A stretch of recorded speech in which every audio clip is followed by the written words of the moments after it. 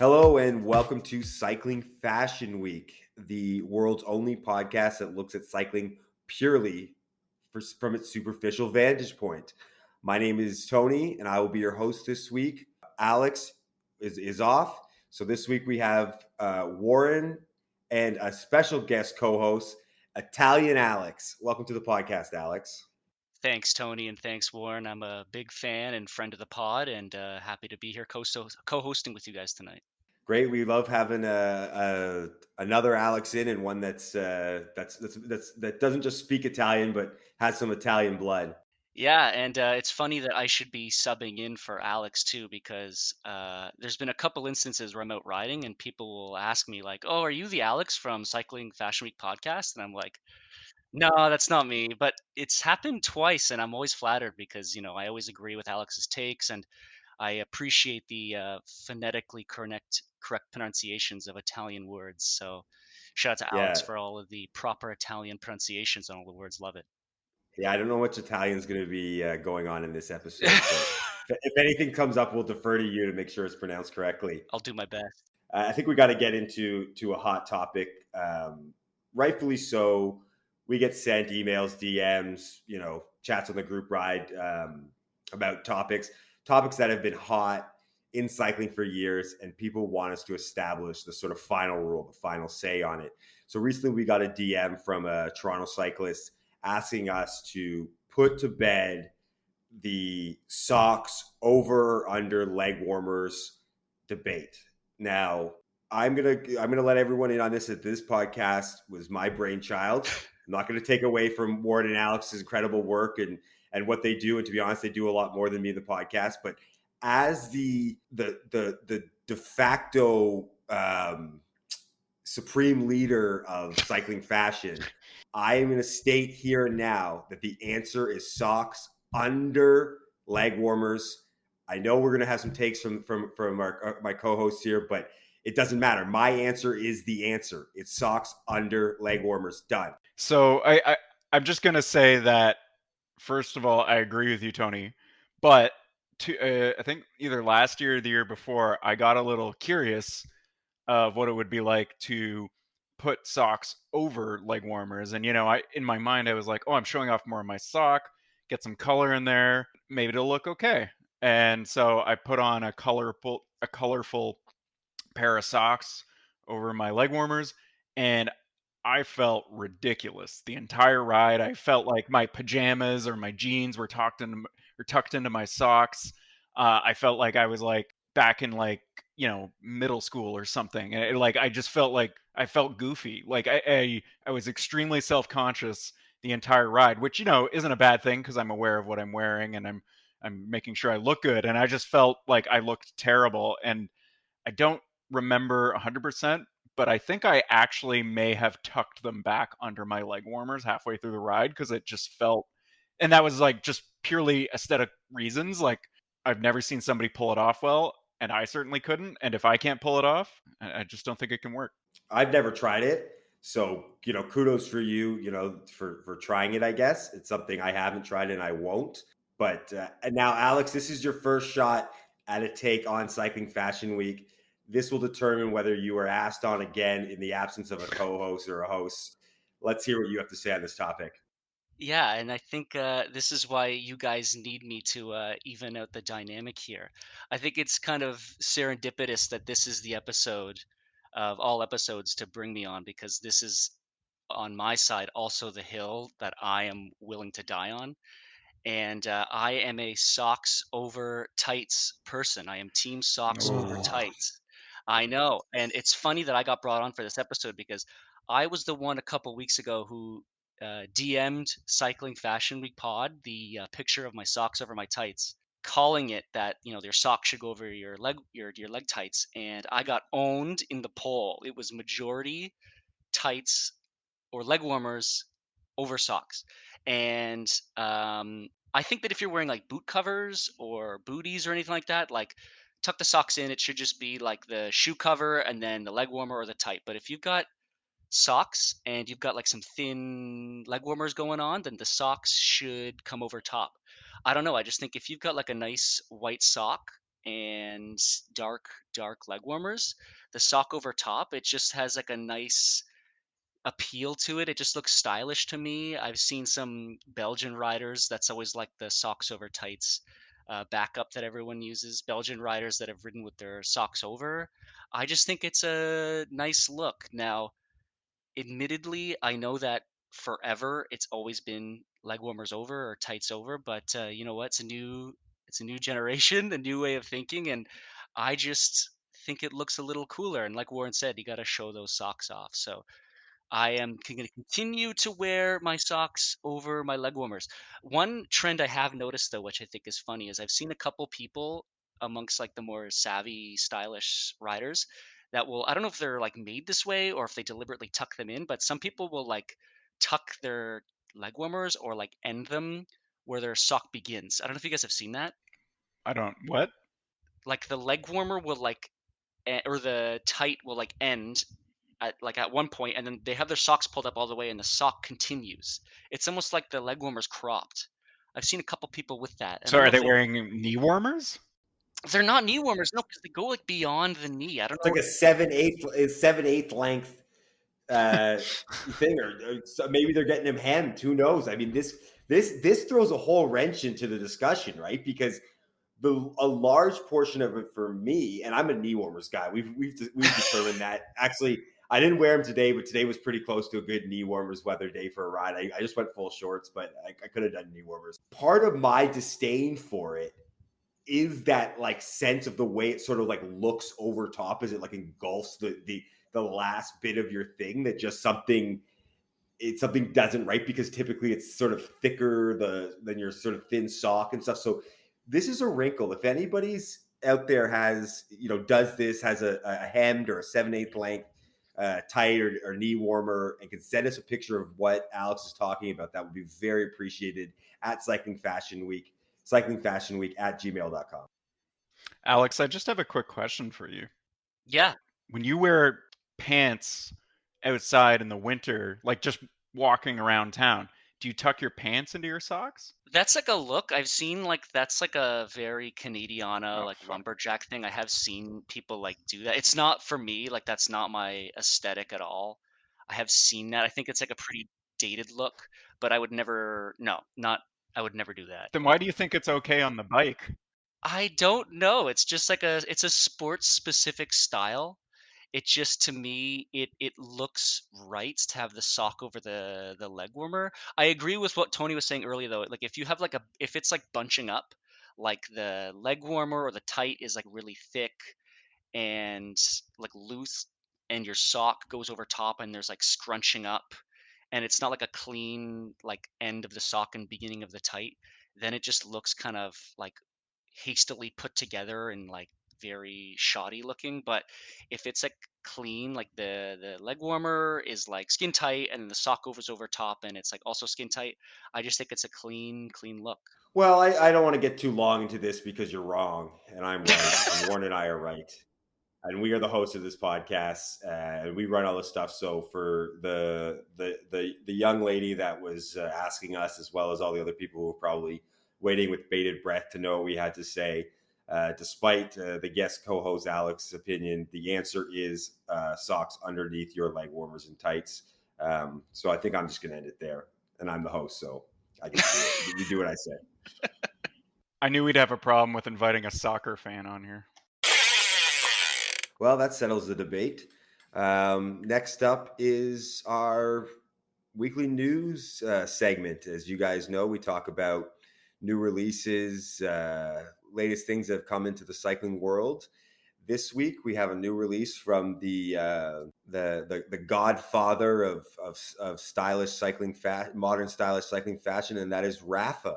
I'm going to let Alex, as he's the guest co-host, introduce the Rapha logo collection and tell us a little bit about it, and then we can discuss. It looks like Rapha has released a new collection of off the bike items for off the bike wear. And they've released a couple sweaters, hoodies, some t-shirts, and also some shorts and pants. And for women, there's also some leggings and some tights as well. So it's a thorough collection of casual off the bike items. Now, with regards to my opinion of it, well, I actually, before I even knew it was released, I actually found out about it because a bunch of meme accounts on Instagram that I was following had been posting jokes and clowning it like crazy. And so I clicked on it and kind of went through the collection. And honestly, from my perspective, I kind of like it. And you know what? Frankly, probably shouldn't be taking all of your style tips from Instagram meme pages anyway. Goodness. I don't know about you guys, but I'm going to say, you know what? The look for it is very like in line with, current trends in casual wear and kind of a lean to like what's going on in streetwear too. And people say that that's kind of lame and that they are trying to be youthful, and I'm like, well, yeah, why shouldn't they? They're just kind of reinventing their identity again, and brands do that all the time. So what about you, Tony? What do you think? Tony, you can go in a sec. I just want to clarify. We're talking about this. This is literally called the Logo Collection, which I think is about as uncreative of a name as you can get for anything.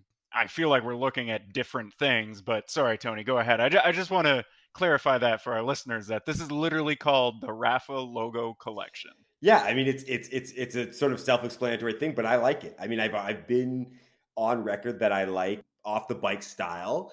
I kind of, to me, it harkens a lot back to my skateboarding days where, the stuff you wore. I mean, you could wear skateboarding, but the stuff you wore was usually skater brands, right? You wanted to have a Toy Machine shirt, you want to have a Volcom shirt, right? You want to wear the hat because kind of it was a sort of a symbol of you doing this kind of niche sport. I think in general, some of the pieces are not nice, but some of them are really nice. I really like the 6-panel cap they have, and a couple of the shirts and stuff. So I think that's the styling is really nice, and I generally like it. And then on top of me sort of originally liking it, kind of to Alex's point, I saw a meme page making fun of it and Panormal and saying that, I forget what the meme was exactly, but sort of saying anybody who chooses these are douchebags. It was one of those sort of illusion of choice memes or something. And you know what? Like it's all good and fun to make fun of Rafa, make fun of Panormal. But the reality is, and we've talked about this, these are brands that have brought a lot of style and are pushing conversations of style in cycling. And these losers who are making fun of it and their Grand Fondo kits, like, we don't need them. Like, I think the cycle, you know what? Maybe we are not in Canal, and I'm going on a rant because it just got to me right now. But cycling meme pages are in the Canal. There's like 400,000 of them. Like, most of them are bad. Like, if you're running a cycling meme page, there's a couple, I'm not going to mention them, who are sort of OG that you could keep going, but most of you just stop, just delete the account and move on. I know this has nothing to do with the collection, but I'm just getting aggravated. So anyways, I like the collection, but cycling meme pages have got to stop doing what they're doing. It's very bad. I'll agree with you on cycling meme pages. Aside from Cat 3 memes, he's the GOAT. He barely posts, which moderation is a good thing, and that would be a tip for any of the creators of cycling meme pages out there. Take that tip. You don't have to post every hour. Now back to the logo collection. I see what you guys are saying. I see the points you're saying, but I'm going to go back to the fact that it is literally called the Logo Collection. Just one, I saw that pop up in my email, and I was just like, is this a joke? I thought it was like April 1st or something, because it seemed like a parody of Rafa. The name is uninspired. Okay, I'll give you that. Yeah. But I also, for me, I actually find the color palette is also pretty uninspired. Aside from I'd make a few exceptions. I'm with you on the 6-panel hat, Tony. I like the color, or at least, yeah, I like the color options there. Don't mind the color options of the beanie, but they've got I know there's different options, but the men's logo T-shirt with, it's a pink T-shirt with a black Rafa logo. I feel like they've been selling that T-shirt for 10 or 5-10 years. I don't remember how long Rafa's been in business, but they flipped it. It used to be a black T-shirt with a pink logo on it for probably around the same price, $55. And I don't know, for me, and then there's the Brevet hoodie, which Yeah, that's bad. I didn't say every piece was great. Like that's bad. Like that's a Walmart Yeah, looking item. I That's didn't. no, I know you didn't. I just, for me, it just feels like a cash grab. Which this is 2 weeks in a row I'm complaining about cash grabs when I have stated I'm very pro consumerism. I don't know. It just feels like a designer took the logo and took the like size scale tool on the logo and just went whoop, plopped it on some garments and hit send to the internet and make thousands of dollars. Yeah, I mean, so I think what this sort of establishes that if anyone from Rafa or with connection with Rafa is listening, send Italian Alex and myself some samples. I love the hat, the 6 panel hat I'll take, but the Musette bag, I think the logo sweater is nice too. Send us some samples, size large for myself, Alex. yeah. I'm a size medium. I'll take the dark red T-shirt and one of Sure, the gray Warren gets beanies. nothing. That's a fair. I think that's fair. So Rafa Connections, if you're listening, Alex and I send Cycling Fashion Week an email, and we'll get our addresses out to you. All I'm saying is that a Rafa Cycling Fashion Week collection would not only sound better and look better because we would help them design it and we'd put more on it than just a logo. If I'm being honest, it would just be our logo on a t-shirt. No, we put Rafa and then an X and then CFW, and that's a collabo. That's what you're doing. They can say Rafa Cycling Right. Fashion Week collabo, and then that's you might as well have Drake is designing it. Yeah, like limited release, only like 50 T-shirts drop, and they go on, StockX for like Yeah, $500, as yeah. one All would. right, perfect. Cycling Fashion Week at gmail.com. Welcome, everybody, to the Panache Police, the segment where we really just talk about whatever we feel like talking about. And so for this week, we have decided to rank our top 5 kit manufacturers from 5 through to 1. You will hear each of us discuss it, support it. Others can criticize. We'll start kind of in a method where we do 5. All of us give our fifth on our list. 4, 3, 2, 1, etc. I don't mind being a narcissist and getting started. So I'll start with my 5th brand, and that is the illustrious brand from Copenhagen, Panormal Studios, PNS. I'll give us a sort of a brief explanation of why I think this. I'm definitely docking them down lower because of their ubiquity and sort of the scene I cycle in. Which probably isn't fair, but I come from a sort of punk rock hip hop background as a teenager, so nicheness is important to me. But in the end, they've got simple, great designs. They're driving the conversation. There's a lot of nice stuff they're doing, so they make my top 5 list. Alex, over to you. Thanks, Tony. So for me, for number 5, mine's got to be La Passione. Of all the brands in my list, I think that La Passione is probably the most underrated. And I think that they're providing something that's seriously was missing in the cycling style game, which is like well-fitting, understated, but stylish kit at a relatively affordable price. And I put affordable in air quotes because I mean that relative to the prices of other brands, not affordable in general. But I mean, you can go to La Passione, you can get a plain jersey, some plain socks, and some colored bibs, and you'll be posting fits on a pretty good budget.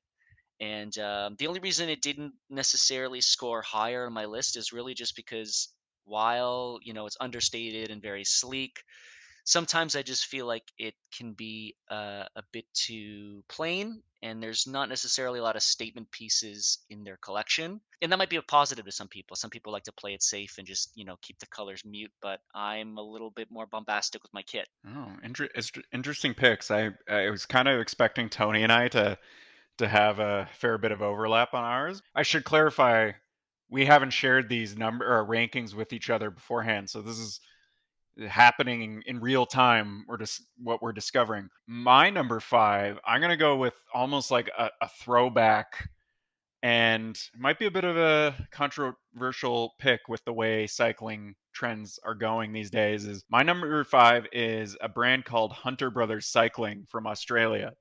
Now, I'm actually not necessarily the biggest fan of their designs. I don't own any kit from them, but if you're looking to go like some slightly wilder designs, I think they have some options that are interesting, and I respect the fact that they are not following cycling trends. They keep making these weird prints that are like, I mean, Tony would probably like them because they're, I would say they're kind of punk rock inspired. You know, they sort of fill the niche of the extremely tatted up Australian guys. Like won't go into my feelings on Australia as a country, but yeah, I'll just leave it at that. I respect what they're doing. I don't own any of it. I don't know I would buy any of it. Yeah, well, you're wrong, Warren. That's too Messenger. I know this isn't a top 5 opinion thing, but I'm really disappointed in you on this one. But I guess at the same time, I'm proud of you. Also proud of you because you went out on a limb, and I did not expect anybody to put this on their list. But also disappointed because their stuff is terrible. All right, let's move on. Number 4, Italian Alex mentioned on a budget, and you know what? We talk a lot about spending money. Spending money is pro. We know that. But sometimes there are some people who just want to save a little money and get something nice. So my number 4 brand is the AliExpress house brand Spexel. Jesus. I'm surprised that made it. Honestly, they make some great kit. I've got a few Oh. things. You can get plain, solid colored jerseys in navy, gray, black. Very simple. I've never tried their bibs, so I don't know if their bibs are any good, but I would be wary of that. But they come in around a $30 price point. It'll take you 3 or 4 months to get them, so order early on. But I like them. I like the way they fit. If you're tight for money right now and you don't want to wear something awful that your dad who used to ride on the Racer Sport T-Fold Man Group is giving you, get a nice navy plain jersey from Spexel. Spexel's my number 4. Okay, sorry, Alex. I'm going to jump in before you give your number 4 because Tony, you don't get to rail me for my Hunter Brothers pick and then pick fucking Spexel.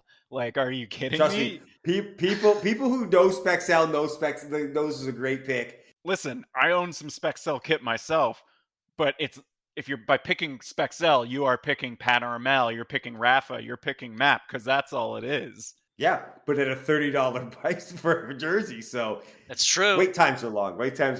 Go ahead, Alex. For me, going to my number 4, this one was an interesting pick because it's something that I couldn't really wear myself, but I had to throw it in there as an admirer and enjoyer of the brand. For me, number 4 is a Peppermint Cycling Company. It's been said, many times on the pod by yourselves and your guests, but until pretty recently, the guiding principle for women's cycling apparel was just to like shrink it and pink it, and there was little variation like in women's style. It was obviously dudes designing for women, and what they were making was like really whack. But it's just really cool to see a brand that's designed where women's wear is the main feature and it's not an afterthought. And I'm not just saying that because of their mission or their place in the style ecosystem either. Frankly, there's been like a couple instances where I'm out like on a group ride and someone's wearing peppermint kit and I'm like, "Oh, what is that? That's pretty cool." And I'm like, "Where'd you get that kit?" And then I learn it's peppermint and I'm like really disappointed because I can't get it like myself. And so yeah, I think that like they make some pretty stylish kit as well. I really like the idea that it is women focused and designed for women, and I hope to see more of it on the road in Toronto. I'm a big fan. That exact same thing has happened to me, Alex, where I've been on a ride with someone and said, "Oh, it's a nice kit," like thinking like, "Oh, maybe it'd be something I purchased," and they've told me it's peppermint. Maybe I don't want to change their mission. Maybe one day they'll expand to men because whoever designs for this stuff does a great job. Yeah, I'd agree. I don't have much to add. So I'll just go to my 4th pick.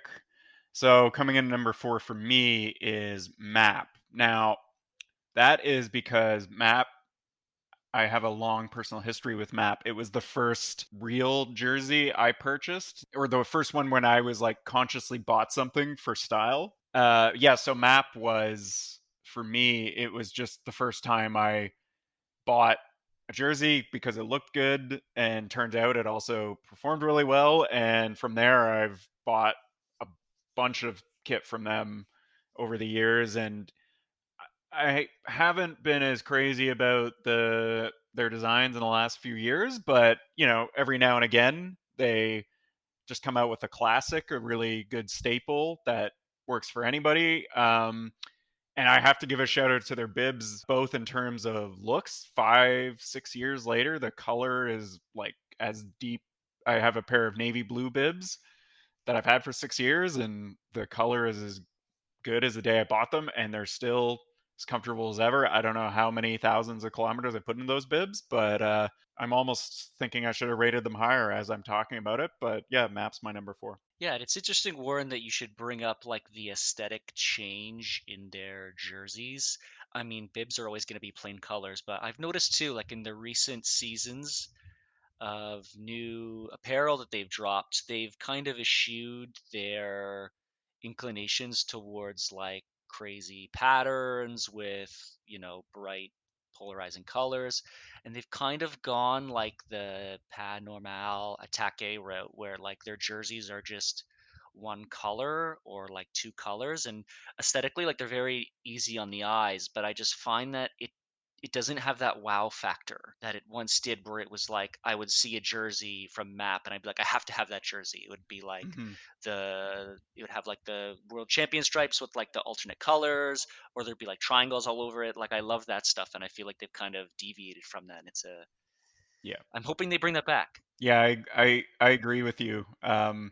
They have deviated from that, and I can picture the exact jerseys you just referenced. Yeah, last week I kind of laid into them a bit for their alt road collection, but here's hoping they can turn it around. My third is also an Australian brand. Now, Alex just pronounced it as Attaque.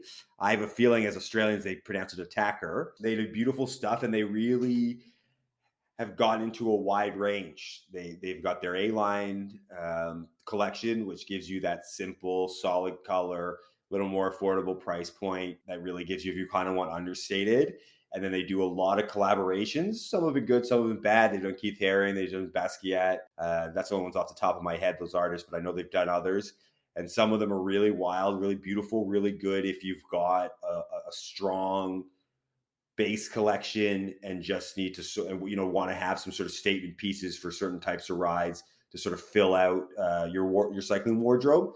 So yeah, number 3 on my list is Attacker or Attaque. I'm gonna stop you there for a sec, Tony. I don't know if it was Attacker or if it was another brand, but if I remember correctly, I don't think they do it anymore. Was it them who used to do like limited batch releases of like a particular kit where it was like a matching jersey and shorts and socks, and it was like a kind of like a one full collection, like you'd buy the whole thing?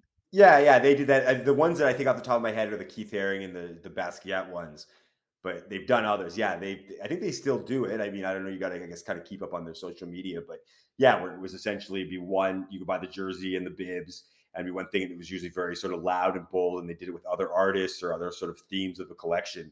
And so I'm saying I really like that they have that. But then if you want to go and buy more sort of subdued everyday cycling wear, you got that option with them as well. And the quality is pretty good. I think all these brands, especially Spexel, really kind of hit the quality point. So quality we don't have to talk too much about because they're all kind of hitting it. But Alex, why don't you hit us with your number 3? Yeah, so for me, my number 3, and this is going to be, I need to explain this one. So I'm going to say it, and then everyone's going to be very confused about this decision. And then I'm going to explain why, and hopefully I can justify this pick. I know this brand has been debated before on the pod, and I'm going to potentially resurrect that debate because I'm not over it. My number 3 is Castelli. And this is the podcast of hot takes, and here's where I'm throwing down on my hot take. I'm putting Castelli in my top 5 as actually my third. And the reason for that is because I think when people talk about or think about cycling style, people put a lot of emphasis and stock and value into the ostensive like aesthetic of kit, kit that's at a surface level, it's like really appealing and pleasing to the eye, your panormals, your maps. It's beautiful kit, it looks really nice, everything matches, it's clean. That's how it looks on a surface level. It's like the instagramification of cycling. But when you think about style and what constitutes style and what creates style, just from multi-sport backgrounds and being someone that, observes trends in clothing off the bike, culture plays into style. And no brand has been like for the culture, like for cycling culture, like Castelli. And like they make some really Uggo kit, like no doubt. I've seen some really whack stuff come out of that brand, but they're like so intrinsically weaved into cycling history that I think that that presence over like decades of World Tour racing and casual riding gives that brand like some prestige and cachet that, even if you're a newcomer in cycling style as a brand, you can't like make that. That can't be created. It has to be acquired over like decades of involvement. And so because it's part of the culture, like that to me emanates style. Like they are to cycling what like Air Jordan would be to basketball, or like what Adidas is to soccer. Like you can go back and look at vintage photos of like the Peloton from like the 1950s, and you'll see a Castelli Scorpion logo in the mix. So I think, I got to put some respect on Castelli's name. That cultural intricacy to the sport gives it some style. And so I'm throwing it up on my top five.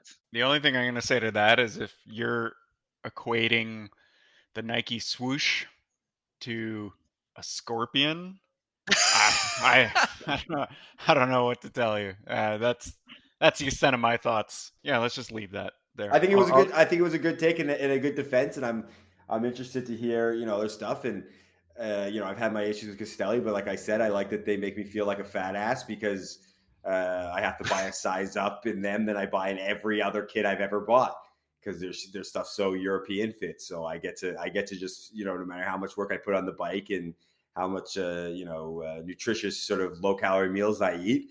If I want to buy something from Castelli, I'm a size larger than I am. So that's pro. It's pro to make you feel bad about yourself. So yeah, I'll just quickly add. Actually, I'm my normal size in Castelli, so that makes me feel fit. So thanks, Castelli. Yeah, me too. I'm gonna flex that. I am my own size in Castelli. I'm going with that. I'm proud of it. My team is our kit is made by Castelli, and I think the majority of the team sized up, and I did not. So that's another. I've flexed twice about my my cycling physique on this podcast, which is easy to do when no one can see me. Anyway, my third pick is a brand called Ornat out of San Francisco. I feel like people who listen to this extremely niche podcast are probably at least some listeners are probably vaguely aware of Ornat. I don't think they're super big, but they do a lot of like block color designs, and then they might throw in a little stripe here or there, a few like subtle shapes. And I bought my first kit from them. I bought a thermal jersey from them last year, and it was like the fit was super pro, like extremely tight. I could barely breathe, but the color was also really rich. It's a nice sage color. It's super warm, but it breathes well, which is function. So I won't get too much in that. But yeah, I'm really liking everything they've been put out. I've since picked up like a wind jacket that I got some compliments on from people very recently. I don't really have much to add. I think they've got a lot of nice stuff for men and women. Yeah, I think it's definitely something I would have thought of, but no complaints about them. No hot takes from my side. Yeah, I mean, I know of Ornat. I've seen their kit before. It's just, tried and true stylish kit. No complaints. Can't talk back on that. I approve of that commendation. Yeah, so I think for number two on my list, we can move actually quickly past it because Alex, put it on his list, and that's La Passion. Everything he said, I think he hit the nail on the head. They've been, this is supposed to be a superficial podcast, but sometimes you got to give credit where credit's due, and the comfort of their bibs, of all the bibs I've ever owned, with of all different price points, there's his tops. So I'm just going to move past two, and La Passion is two on my list. Alex, why don't you hit us with your second to last? Yeah, so if I had to go with mine, I'm surprised we've gotten this far, and maybe it's someone's number one. Not sure if it's gonna be, but there's a chance. And my number two's got to be Rafa. I mean, if we're talking style and style brands, in my opinion, Rafa's gotta make the cut. I know they're like the punchline of every joke, and we've talked about how they get dunked on a little bit too much on the unfunny meme accounts, but they've made up the biggest part of my wardrobe. Their pro team kit and bibs just fit me perfectly. And I think what makes them sort of stand out from some other competitors, like a Map or like a Panormal, is that they were the ones who popularized like stylish kit, and so I got to give them respect for being the progenitors of cycling style. And kind of what I alluded to in my pick for Castelli as my number 3, I got to give Rafa credit for being for the culture as well. You know, they've sponsored world tour teams, cyclocross teams, both for men and women. And they do all those interesting events year round, like the women's 100, the festive 500. You know, it's not necessarily everyone's cup of tea, but I think that they get involved in getting people out riding. I think just lends some authenticity to their brands. They're more than just, you know, trying to get people to post fits. They're actually trying to get people to ride. And that to me is commendable. Also, free shipping, you know, that's definitely stylish. Paying duties is not stylish at all. So that gets them a high rating for me. Yeah, I want to kind of go. I'm going to do a little thing, you know, the good and the bad of it. I want to give them a shout out because you know, we're into cycling about sort of improving yourself, improving your fitness. I love that they have that. You know, because I've had to use it. You know, where you get a discount if you have to size down because, you know, you've gained a bit of fitness from your cycling. I think that's a great sort of initiative because it's sort of inevitable when you're cycling. But I'm just going to put, and I you know, and I've mentioned this before, but I'm just going to put a sort of a fine tip on it. No Rafa Cycling Club. Please do not do that. I don't delete your membership. I don't know how it works. I don't know you get it, but you do not look cool. You look bad. So good on them for the culture, helping people get fit and saving a couple bucks. No Rafa Cycling Club.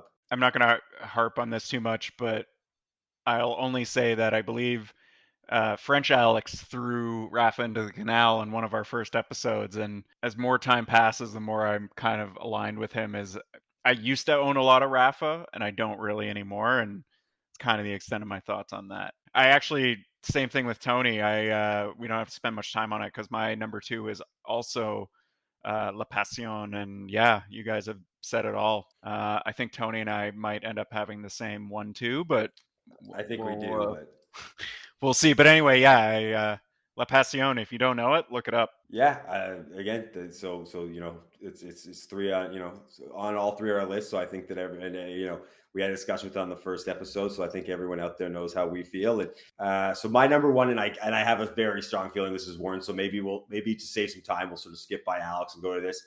Is by far my favorite brand. I own caps. I own socks. I own bibs. I own long sleeves. I own everything I could kind of get from them.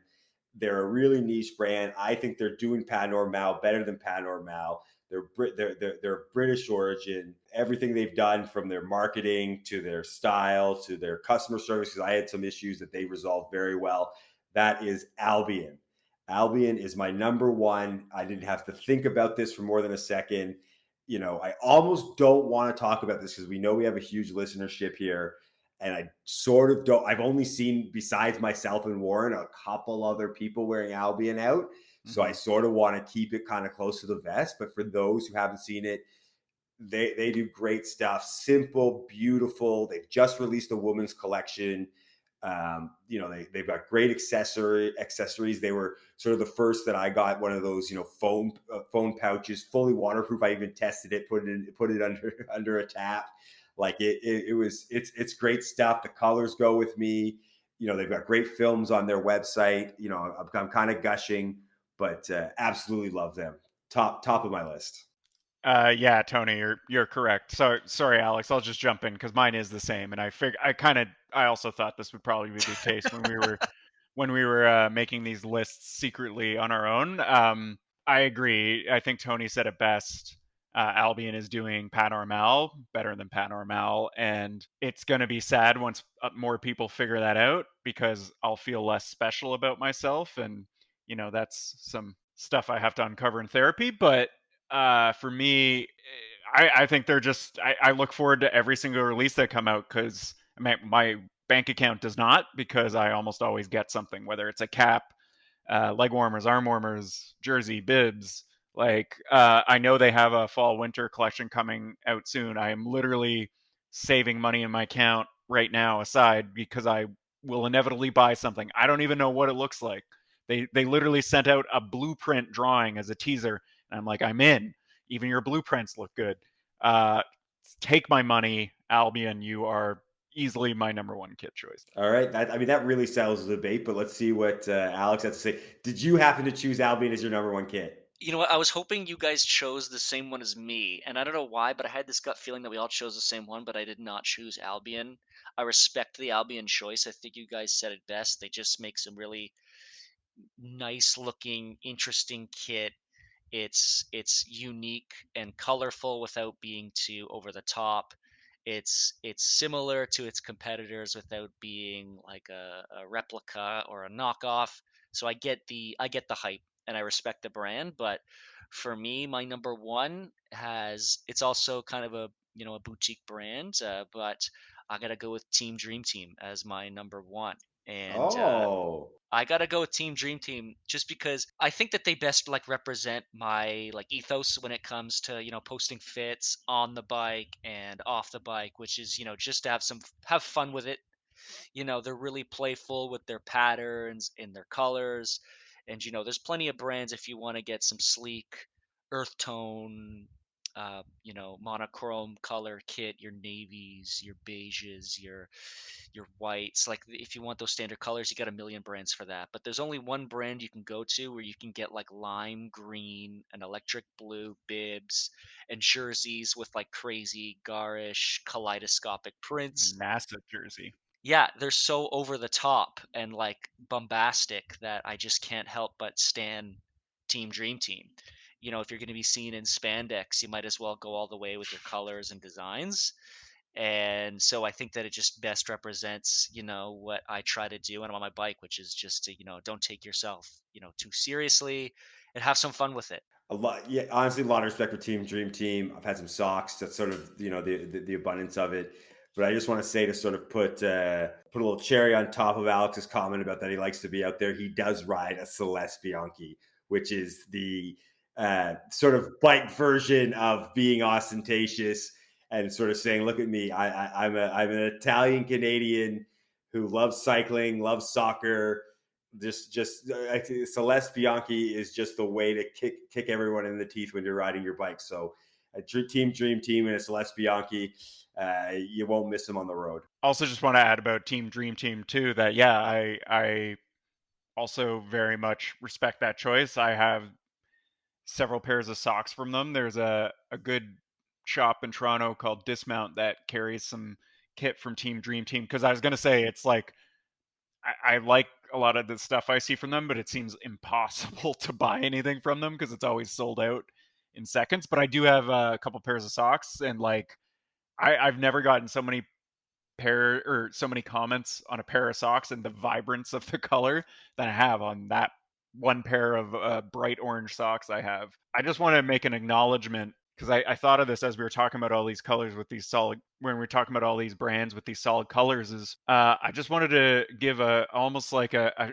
shout out or an acknowledgement to Search and State out of New York because I feel like they've been doing the solid color thing way before Panormal. They've done it simply. I don't want to get too much into it because they're not in my top five for various reasons, mostly because they make camo and they refuse to stop, and that's a problem. But Yeah. I do want to just. I feel like I need to acknowledge them because I feel like they get overlooked nowadays in the cycling fashion circles. Yeah, honorable mention to Search and State. No disrespect to them. They didn't make the top five, but maybe they made your top five. If anybody wants to agree, disagree, send in their top five. DM us at Cycling Fashion Week on Instagram. Email us cyclingfashionweek@gmail.com. Yeah, hit us up with your thoughts and opinions. Welcome to In the Canal, the segment where we toss an item of cycling into the canal, into the Montreal's Lachine Canal to maybe never be seen again, maybe to make a reappearance if they do the correct thing.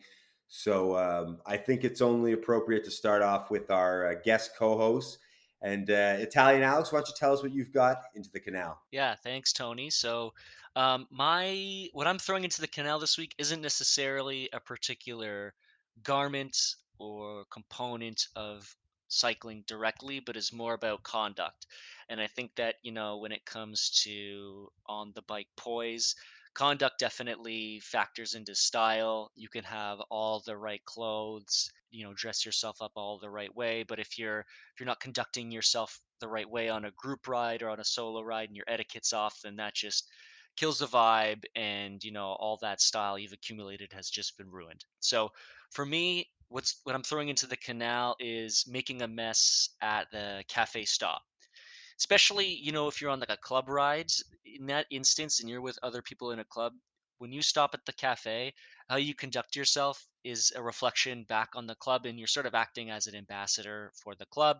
Or even if you're just riding in general, you kind of become a bit of an ambassador for cycling, so to speak, unfortunately. And I've been on group rides and seen people leave empty plates and garbage at the tables, and I think that's really disrespectful to the cafes, which are an icon of all of our rides and that we frequent so often. And I think it's just a really unbecoming look, not even as a cyclist, just as a person in general, to just leave junk around after you've finished your coffee and your croissant. And I think the worst is all, and I've seen it far too many times, and it drives me nuts. And I'm throwing this in the canal big time, is making a mess in the bathroom when you're making a pit stop on a ride. Like I've seen a group of cyclists like huge form a huge line in front of the bathroom, and then by the time it gets to me and I'm at the end of the line, the bathroom is like completely messed up. There's piss all over the seat. The whole bathroom looks like Chernobyl. If you're using the bathroom at the cafe stop, that's a gratuity to you. Make sure you leave the bathroom the way that you found it. It's a courtesy to your fellow cyclist who's got to go in there after you. It's a courtesy to the cafe that's having you. And a barista who makes like minimum wage shouldn't have to be cleaning up after your mess in general. So make sure that when you're out on your rides that you're leaving the cafe the way that you found it. Yeah, I mean, I've mentioned before, and actually, my week also goes a bit to etiquette. That style is not, it's a way of life. It's not just buying things. It's the way you present yourself on the bike as a cyclist. And a lot of people don't like this, but unfortunately, one cyclist is sort of an ambassador for all cyclists. The way the non-cycling community sort of sees you, cars and coffee shop owners, it doesn't sort of matter if you're a cyclist. They think you're all like that. So respecting that is super important, and it's a great sense of style to do that. I'm going to be kind of quick on mine because mine is also one in relation to sort of respect and etiquette on the group ride. Mine is headphones on the group ride. I'm tossing that into the canal. I think that I'm a very cool person, and so it's going to make this cool. But safety is cool. This is, riding bikes is a lot of fun, and we can have a lot, a great time. But anybody knows once you get to a sort of certain pace, you're going pretty fast on a tarmac road in a thin piece of lycra and spandex, and you need everyone to have their focus on when there's 40 of you going 45k an hour. So I'm going to need everyone to be head on a swivel, alert. So on the group ride, please take your headphones out. Individually, that's up to you. Be safe with the cars, understand your risk, but on a group ride, it's unstylish, unpro to wear headphones. Take them off, turn off the music, focus on the group ride. And you've always got a great person next to you to chat, someone that's into the same thing you are. So headphones on the group ride, into the canal. I think there could be some debate if safety is cool, but I'm with you for sure that, yeah, that's completely unacceptable. Headphones on a group ride. I won't harp on it. Safety, coolness too much. I'll just go right into. We can have that debate. We can do an whole episode on safety and coolness. All right. As someone who's both me and you have broken a few things riding bikes for and doing various other things, and so true. Cass, I mean, scars are cool, but not riding your bike for 4 months isn't cool. No, that's true. Those are some of the worst times of my life.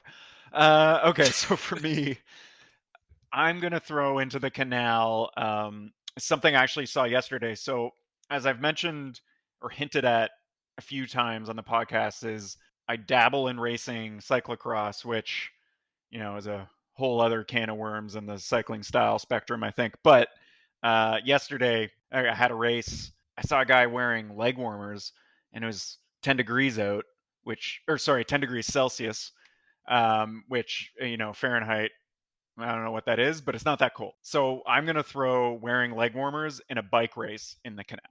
And there's a few reasons for that. First of all, is you're going to overheat because it's cycling. Your legs get hot. You don't need it. You look like you're going for a winter training ride. It's a race. You should be going so hard that your legs are on fire. So you don't need them. It looks silly. And then, the other thing would be you don't want to end up like Michael Woods, where you can only get one of them off in the middle of a race, and then you're pedaling around with one leg warmer on for God knows how long, and those horrible meme accounts turn you into meme fodder. Maybe my legs are just like more warm-blooded than most people, but for me, I'm saying no leg warmers in any race ever. All right, so welcome to We Rate Your Bike for Free. Although this week we have a bit of a twist on it. This is called We Rate Your Kit for a Fee. That's right. Typically, we rate your bike for free. But if you want us to rate your kit, you have to pay us. And we accept only UCI currency, i.e. Swiss francs. It's negotiable, but somewhere around 200 Swiss francs per kit. Now, seeing as this is the first kit, we're going to give these people the opportunity to have it rated for free. But in the future, if you want us to rate your kit, it is for a fee. So we are sent in a custom kit by Will, which is him and his local team here in Toronto designed a kit. The team name is Despacito Sexy Pace. Their mantra is you don't want to go fast or too slow. You need to find the sexy pace. They had their they've described their logo, which you'll see when we post the kid on our Instagram, is two turtles humping. He says, I'll let you interpret that as you will. I guess to me it's just sex, but okay. So they got their kits made by the now defunct Rapha Custom Kit Project. And he stated very correctly that he does not want us to associate him with Rapha Cycling Club, because we know that is not good. Their kit, I'll give a quick description of it. I think Alex is usually better than me at this, but it's I guess it's a sort of a tricolor.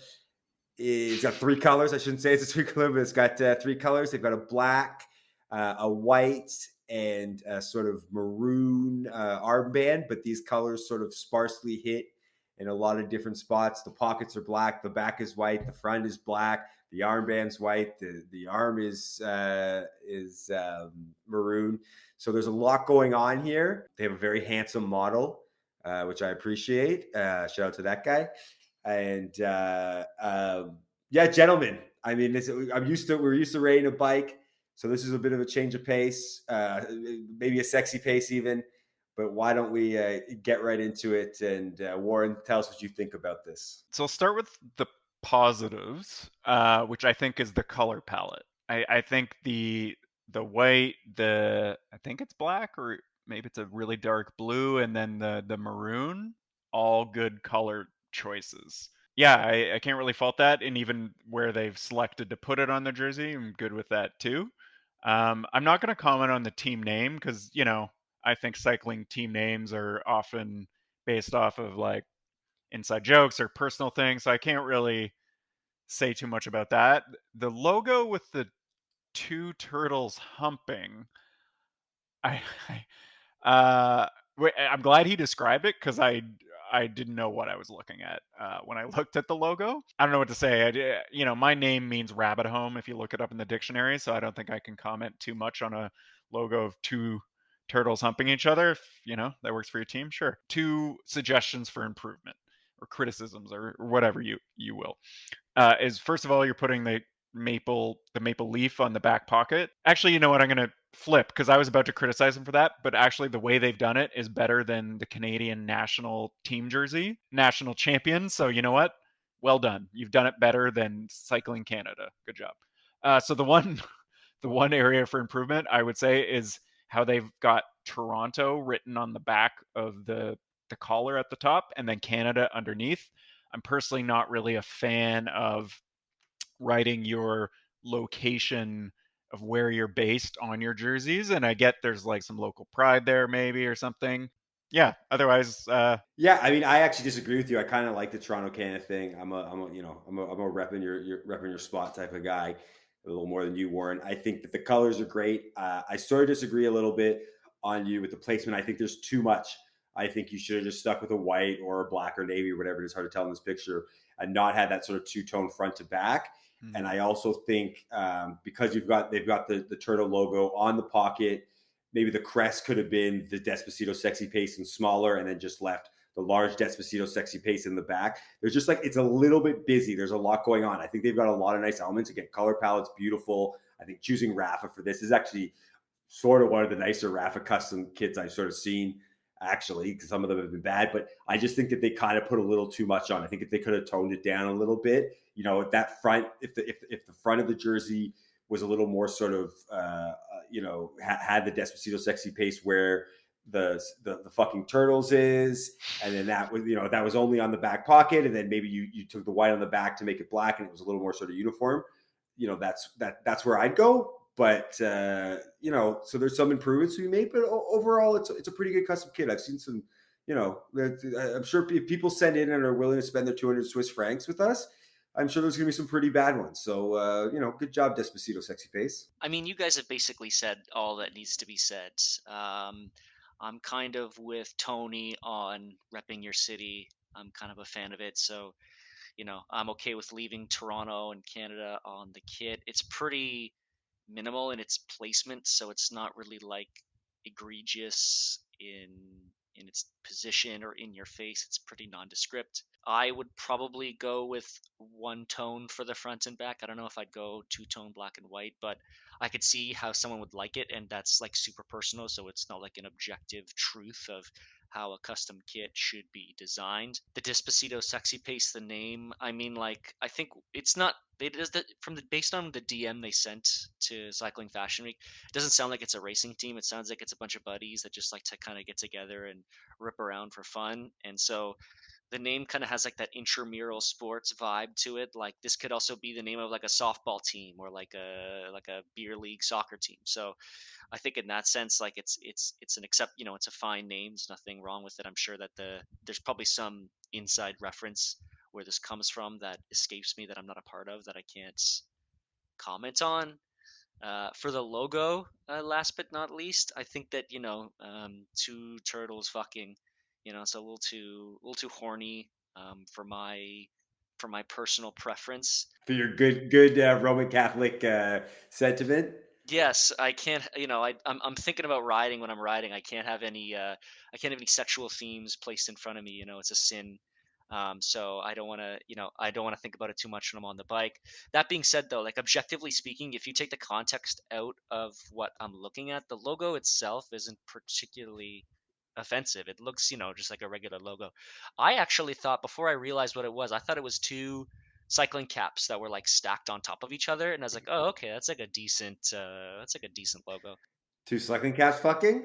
Yeah, it could be two cycling caps fucking, but I'm saying like if you decide that you're over the turtle thing and you're done with it and you want to pivot to something else, you can hang on to this jersey and just tell people it's cycling caps. And if you look at it from that approach and you think of what that is, that it suddenly becomes like a very inoffensive, wholesome cycling logo. It almost looks like something in that sense, maybe you'd put it on like a rally beer can and it would be like a drink that you have, like casquette it'd be called or something. So, it's the logo is up to interpretation. There's many ways to look at it, and if you did, change it, it could be something else. But all in all, I think, it embodies the essence of, friends that like to get together and ride and have fun. And, you can't disrespect that. You can't hate that. So, all things considered, not a bad friendship club kit. And that does it for another episode of Cycling Fashion Week. I'd like to thank our special guest co-host, Italian Alex, for gracing us with his presence and contributing with some great hot takes. Don't forget to send us your kits, bikes, opinions, thoughts, anything you have to discuss in the world of cycling fashion. Follow us on Instagram at Cycling Fashion Week. Email us cyclingfashionweek@gmail.com. Ciao.